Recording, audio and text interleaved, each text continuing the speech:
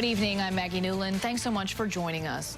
In the latest twist in the North Carolina governor's race, the state GOP says it is prepared to take legal action against the Durham County Board of Elections over what it calls an obstruction of justice. CBS North Carolina's AJ Janavel is at the governor's mansion to explain. AJ. Yeah, Maggie, on the hunt to end up right here behind me in a few weeks. Now, GOP officials say even before the actual election, they were making requests to see those absentee ballots. The reason they say is just to make sure that nothing fraudulent was happening. They say at this point, they've only seen a partial amount of 6,000 ballots, and now they're starting to think that the reason they haven't seen them is because something is hidden in them. It's inappropriate for them to drag this out and to make it difficult. Tom Stark is the legal counsel for the North Carolina Republican Party.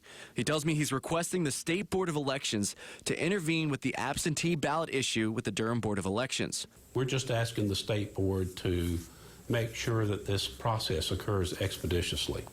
The whole state is anxious to get a result. In a statement released Friday, GOP officials say after weeks of requests, they finally were allowed to look at the ballots on Thursday. However, they say it was only select ballots and for a limited amount of time. At every point in the process and review of these absentee ballots, roadblocks have been thrown.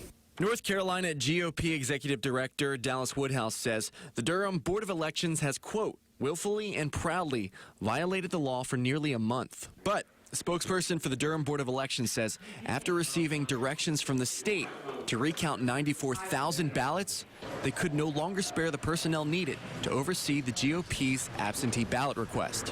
When the recount is completed, they will again focus their efforts on assisting the GOP. Now, I want to mention I did reach out to members of Roy Cooper's campaign just to get a comment on the GOP's statement today. I reached out to them a little earlier in the evening, but I did not hear back from them yet. Now, as of right now, the GOP has not taken legal action. Live here in Raleigh, I'm AJ Janavel for CBS North Carolina.